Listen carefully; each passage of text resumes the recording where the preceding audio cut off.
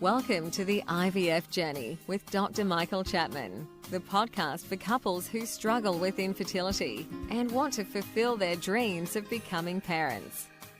In this podcast, you'll learn actionable strategies to deal with infertility from Dr. Michael Chapman, or Prof as he's affectionately known.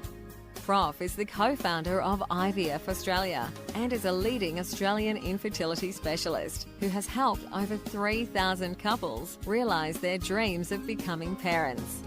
To access previous episodes packed with ideas, solutions and tips that actually work, head over to Dr. Chapman's IVF podcast on iTunes.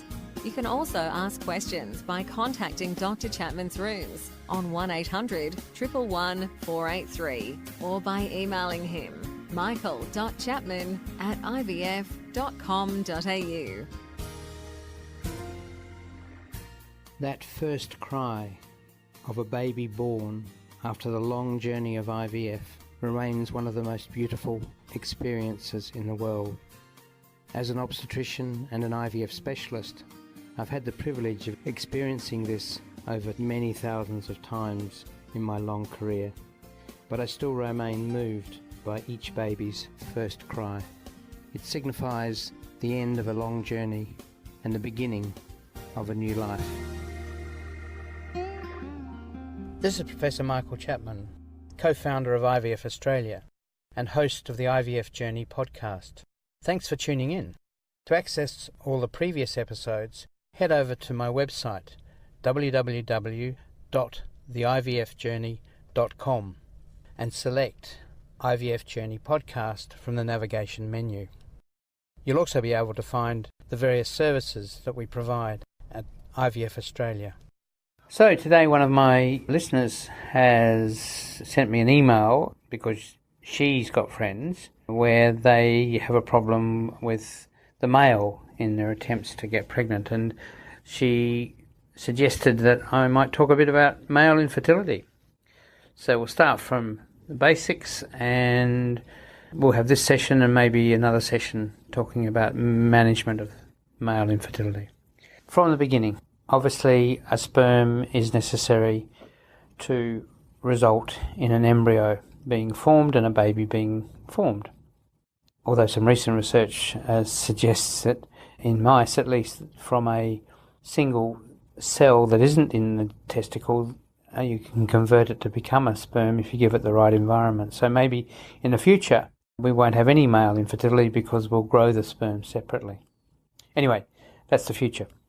So for most people now, the important thing is to have not only one sperm to fertilise the egg, but in fact, for nature to produce a pregnancy, we need millions of sperm. It seems a bit redundant that a male, when he ejaculates, produces more than 15 million sperm each time. However, those 15 come off a production line that actually isn't very effective. A high percentage of those sperm will have abnormalities. They'll be like a vehicle production line where some of them only have 3 wheels or they don't have any brakes. So the production line in the testicle, while it produces lots and lots of sperm, a lot of them aren't normal and therefore they won't swim, they won't carry the right genetic material, they'll be misshapen, and so fertilisation won't occur in the vast majority of them. Once they get in the right place, after ejaculation in the vagina, they've then got a journey that will take somewhere between 12 and 24 hours. Given the size of a sperm, which is virtually invisible to the naked eye, that journey from the cervix to the egg, to meet the egg in the fallopian tube, is the equivalent of walking or running a marathon. So every sperm has to go through that to get to where it wants to get. And along the way, many of those sperm will die away. What we know is that for an egg to be fertilised, there needs to be a crowd of around 50,000 sperm that are swimming to actually get one to fertilise it. Quite why we need those numbers, no one really knows. But that's the reality. So 50,000 sperm have to make a successful journey from the cervix to the fallopian tube, and that's not always the case, particularly if sperm numbers at the beginning are relatively low or that the abnormality rate is abnormally high. So that's why we do a sperm test, is to assess that initial quality of the sperm that's being dumped in the vagina.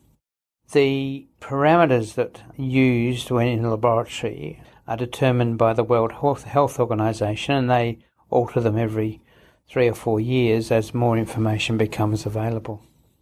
The things that are looked at in a basic sperm test are the sperm concentration, the number of sperm per mil of the sperm that's produced.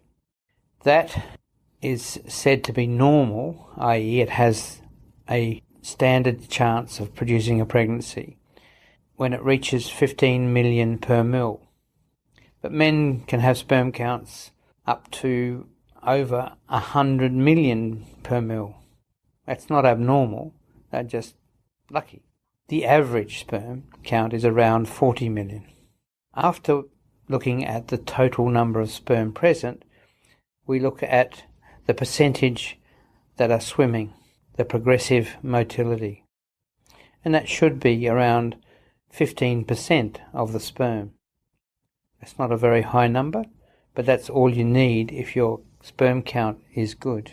We then look at the shape of the sperm. We expect to see a sperm that looks a little bit like a tadpole in miniature. It has a head, a neck, and a tail. Structural abnormalities, i.e. the shape of the sperm, can vary from head abnormalities, a pinhead sometimes we get, a broken neck, a broken tail, 2 tails. There are all sorts of abnormalities that go along where the production line has made an error.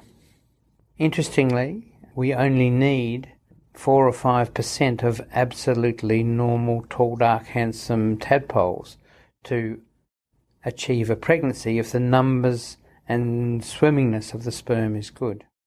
So up to 95% of sperm can be classified as abnormal. There are other more sophisticated tests that can be done which look at the chromosome breakdown in the head of the sperm, the chromosome material that's going to link with the mother's chromosomes to produce the genetics of the baby. And DNA fragmentation, as it's called, occurs in around about 10 to 15% of men.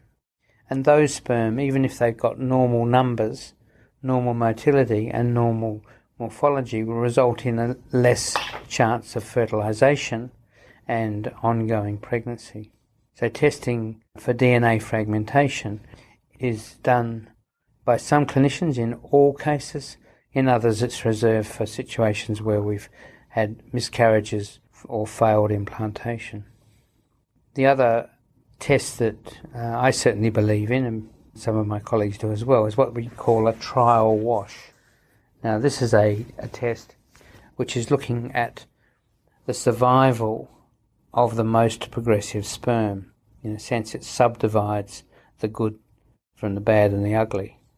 In layman's terms, basically we take the sperm, the raw sperm sample, and throw it in the end of a swimming pool. A concentration gradient is what it's called in the laboratory. And after an hour, we come back to the other end of the swimming pool and count the number of good swimmers, the ones that have swum from one end of the pool to the other in that hour. And that gives you some idea of what's going to happen inside the uterus as the sperm swim towards the egg. If that number is low, whatever the originating number or the originating motility is, if that number is low, spontaneous pregnancy is very unlikely. And those people should go to IVF or look at what the cause of that reduced trial wash is. So that's what we look at when we first look at a male. After we've done that, what we do is examine the male to see if they have any abnormalities in the testes, if they've got a low sperm count.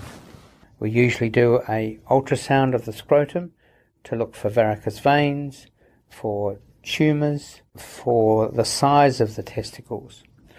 because we know that if a man's testicles are small, perhaps due to fibrosis or scarring, his sperm count is likely to be low and probably irrecoverable.